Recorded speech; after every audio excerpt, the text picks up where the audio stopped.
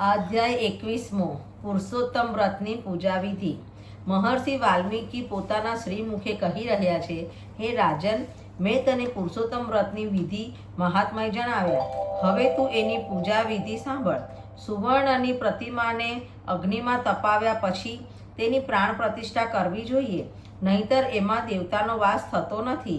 જમણા હસ્તથી પ્રતિમાના બંને ગાલને સ્પર્શ કરી પુરુષોત્તમ પ્રભુનું ધ્યાન ધરી પ્રતિમાને દંડવત પ્રણામ કરી વિનવણી કરવી.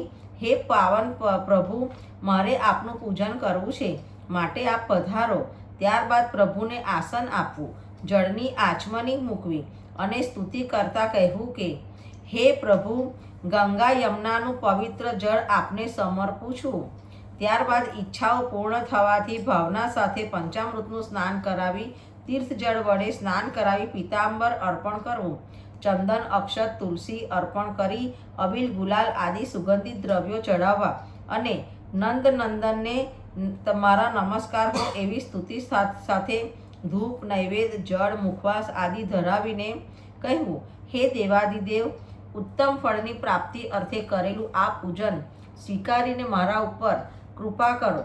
ત્યારબાદ યથાશક્તિ દક્ષિણા મૂકી આરતી ઉતારવી, પ્રદક્ષિણા કરવી, મંત્ર પુષ્પાંજલિ અર્પિત કરીને પ્રણામ સહ પ્રાર્થના કરવી.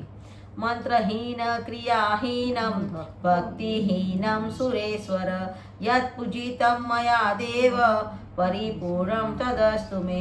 હે પ્રભુ, આ આજ્ઞાની જીવ વડે આપની પૂજામાં કાંઈ ક્ષતિ રહી ગઈ હોય તો મારા ભક્તિભાવપૂર્વકના પૂજનથી એને પૂર્ણ માની લેજો. આ પ્રકારે પૂજા કરનાર જીવ સંસારને સકળ સુખ ભોગવે છે અને એનો વૈકુંઠમાં વાસ થાય છે. જય પુરુષોત્તમ પ્રભુ ભગવાન.